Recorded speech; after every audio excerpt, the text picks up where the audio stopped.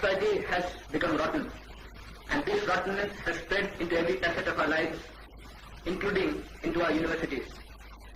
Today, we have no other course left to us open now. We have raised our voices in protest. Our protest has remained unheard. We have marched in procession. Our processions have been broken up by the police. We have erupted in spontaneous violence, and our violence has been met with a greater violence. Today, what is left to us but to organize ourselves and meet violence with violence? Hello everyone, I am George's sister Joy. I am happy to meet all of you, even if it's remotely. It's been a long time since George died, but it seems like yesterday when his body came home at the same time as his elder brother Carl came home on leave at about 4:30 or 5 in the morning. Not a pleasant sight for my mother or me. Maybe Cyril was luckier to have been with him, or was he? I don't know. There are lots of things you just have to imagine, because talking about it makes the pain even more painful, for we are by far a family of introverts. Experiences are more felt than actually experienced. I have been asked to talk about George. His whole official name was George Raghunath Reddy, but at home we used to call him Reggie, a name I am more comfortable with than the formal George. I have no idea what you would like me to talk about or what you would like to know about him. What was he like as a brother, a rebel, a reformer, or just a lonely soul? As a child, he was very stubborn, a family trait, I believe, that went with him till his death and made him something of a superman. I don't know. As a child, he had cerebral malaria, and during those times, if something took hold of him, he was like a dog with a bone. He couldn't or wouldn't let go. For example, once while playing cricket with his brothers and maternal cousins, he was declared out, but he wouldn't leave the crease or let the bat go because he genuinely believed he was not out and kept repeating, "not out."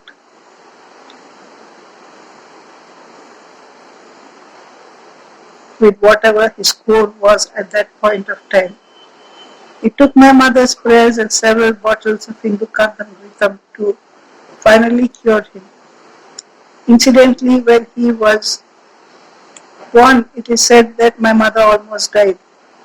I suppose what didn't happen then happened with his death, for she never recovered from that blow and died within 6 months of his death. Was it fate or destiny? When he was in the 11th standard in Hyderabad, he was asked to stand outside his classroom as a punishment. When the class was over and he was asked to come back in, he was not to be found. He decided to go to the library instead of wasting his time. Of course, his mother was summoned to the school, but his defense was that he had done nothing wrong to deserve that punishment. It did not matter to him, however, and it did not endear him to many of his teachers or the administration. It didn't bother him, however. He was a good student.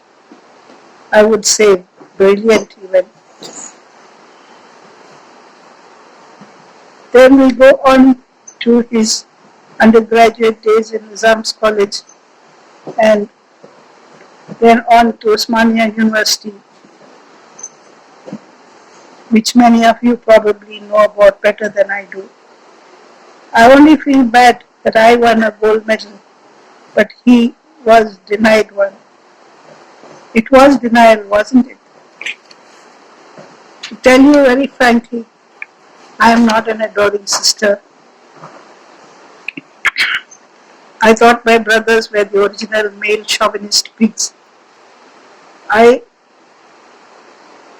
started appreciating George truly when he told my mother that she should allow me to complete my MA.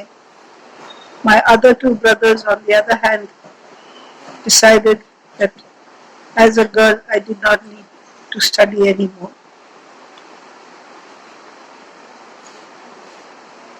To my brother George, I am eternally grateful that I got to complete my MA, got a government job,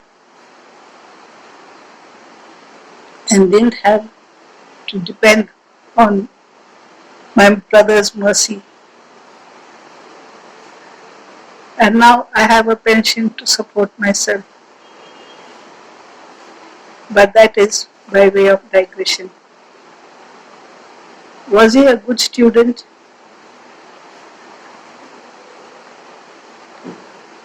As I said earlier, he was brilliant. Why did he become what he became? A savior or a reformer, leaving his academics behind? It has often intrigued me because though I too do not hesitate to speak out about what is wrong, I would not and have not gone to the extent that George did. Was it a reaction to what we went through as children and then as young adults? The poverty, the hunger, and the negative vibes we experienced? Maybe. I don't think that any child would like to be left without a father the way we were, and least of all a child as sensitive as George. But that can be discussed and argued upon separately. To come back to George, when I look around at what is happening today, JNU students attacked for having non-vegetarian food in the mess on the eve of Ram Navami. Bail denied to a student activist, or the fact that all that has been happening over the recent years.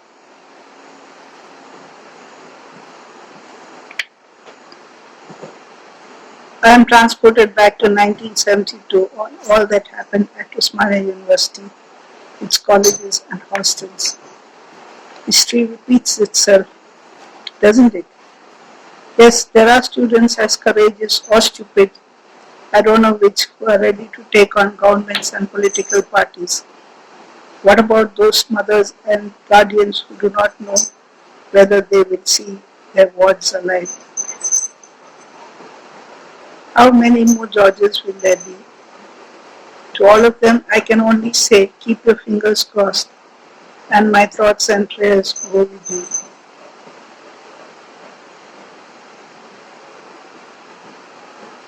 If you have any more questions that you would like to ask me, please feel free to phone in. Thank you. Okay. ఈరోజు George Reddy గారి సంస్మరణ సభలో పాల్గొనమని K S Gopal గారు నాకు phone చేసినప్పుడు తెలుగులోనే మాట్లాడమని ఆదేశించారు. బహిరంగంగా తెలుగులో మాట్లాడే అలవాటు పెద్దగా తప్పిపోయినప్పటికీ ఆ ఆదేశం మేరకు నేను తెలుగులోనే మాట్లాడుతున్నాను. ఏమైనా తప్పులుంటే క్షమించగలరు. ఈరోజు జార్జ్ని స్మరించే ప్రత్యేక దినం కాదు, ఎందుకంటే జార్జ్ చిరస్మరణీయుడు. ఆయన్ని ఏ రోజు మర్చిపోలేము. ముఖ్యంగా ఎవరైతే జార్జ్తో కలిసి మెలిసి తిరిగామో మా అందరికీ ఆయన జ్ఞాపకం ఎప్పుడు మెదడులో మనసులో మెలుగుతూనే ఉంటుంది. అందుకని ప్రత్యేకంగా ఈరోజు జార్జ్ని తలుచుకోవడం కాదు, ఎందుకంటే ఆ జ్ఞాపకాలు ప్రతిరోజు మమ్మల్ని ఉత్తేజపరుస్తాయి. కానీ ఈ దినానికి ఒక ప్రత్యేకత ఉంది. ఎందుకంటే మనం అందరం కలిసి ఆయన ఎటువంటి పరిస్థితుల్లో ఉస్మానియా యూనివర్సిటీలో తమ నేతృత్వాన్ని ముందుకు తెచ్చారో, ఎటువంటి పరిస్థితుల్లో మనకు దూరం అయ్యారో అవి మనం గుర్తుకు చేసుకోవడం కూడా చాలా అవసరం. ఉస్మానియాలో మితవాద శక్తులు విచ్చలవిడిగా తమ బలాన్ని ప్రదర్శిస్తున్న రోజుల్లో జార్జ్ ప్రగతిశీల రాజకీయాలకు మార్గం చూపే ఒక Prajwalitha దీపంలాగా ముందుకొచ్చాడు.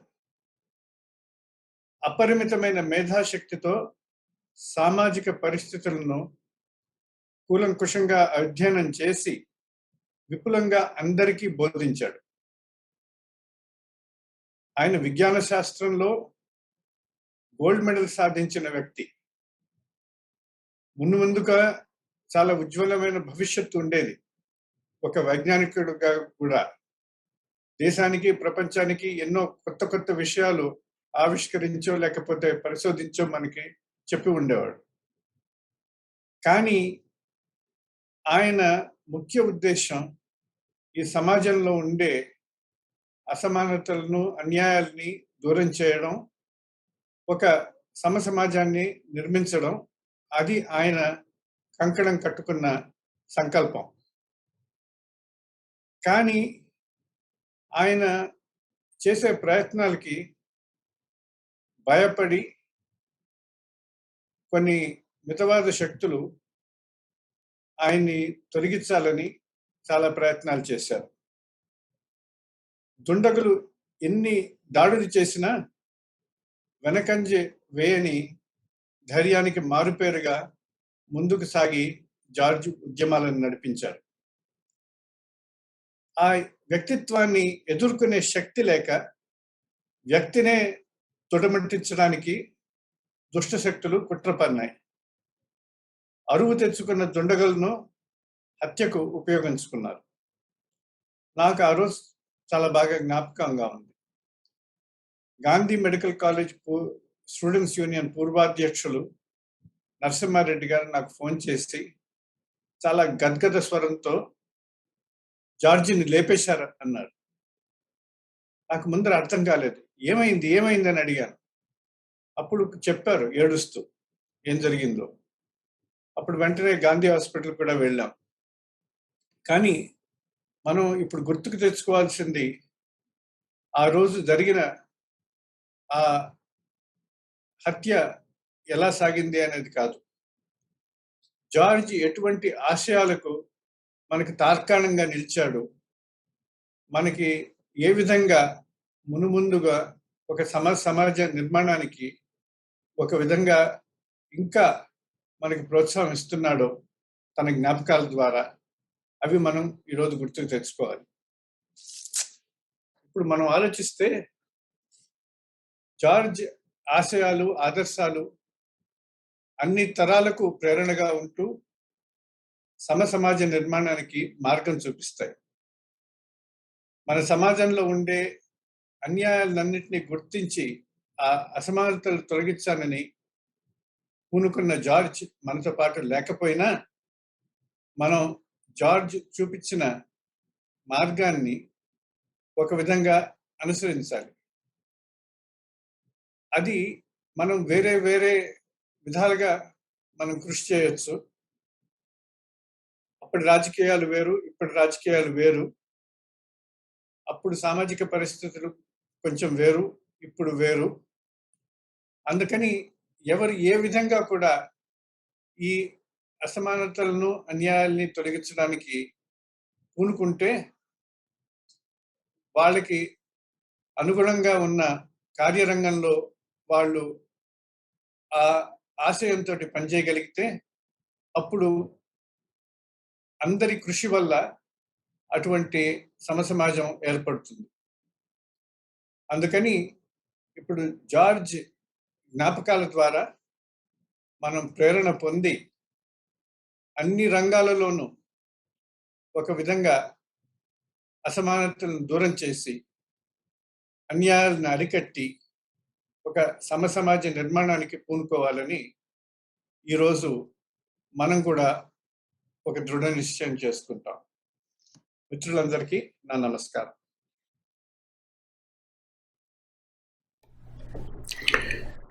Dear friends, it has been 50 years since I spoke to George Reddy, and also 50 years since I spoke at a memorial that was held to honor him when he was brutally murdered. I remember the scene at the Arts College when hundreds of students came to pay homage to a brave and fine human being. The memory is still fresh in my mind and has not faded. So are the times that George, Vijay Kulkarni and I used to spend at the Osmania University Library. I knew George for about 2 years when he was a postgraduate student in physics at the Osmania University.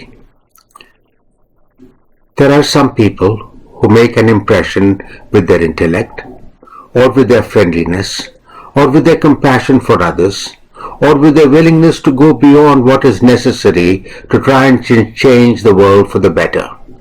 But George was one who did all these things and did them all exceptionally well. We know that because even 50 years later, when the world forgets and has forgotten so much, we still remember him.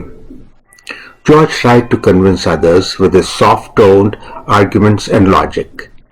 I never heard him screaming and shouting. Even when he disagreed vehemently in his discussions, he tried to convince others with reason and never gave up. His slow but ever-increasing following was obviously not to the liking of the goons of the Akhil Bharati Vidyarthi Parishad, who even in those days had turned violent, who lashed out in anger when they could not win by the force of logic and intellect. We all know that George was left-leaning. That's not a surprise. What we may not realize is that this was based on a deep study of how human beings interact with each other, and without a conscious effort, this subjugation of the poor and dispossessed would continue, and that we need to make an even playing field where man's inhumanity to man would be replaced by fair and equitable treatment of all without regards to race, religion, financial status, and underlying that is the greater good of all humanity. If he were alive today, if his life had not been brutally snuffed out by religious and economic bigots, whose purpose in life was hoarding power for the suppression of their fellow man, he would still be fighting against those forces. George worked one-on-one with numerous students. I called them my friends, and they are still my friends today, and I saw how people changed under his influence. His arguments were always logical, and if you accepted this basic premise that there are people in this world who try to suppress anyone they do not agree with, would try to suppress those who are downtrodden, and that it is the duty of everyone to work towards an equitable world, his conclusions always followed logically. If there is one legacy of George that we should carry, one memory that we should honor, it is to take the approach George did, of trying to convince others one-on-one with unfailing zeal and never giving up.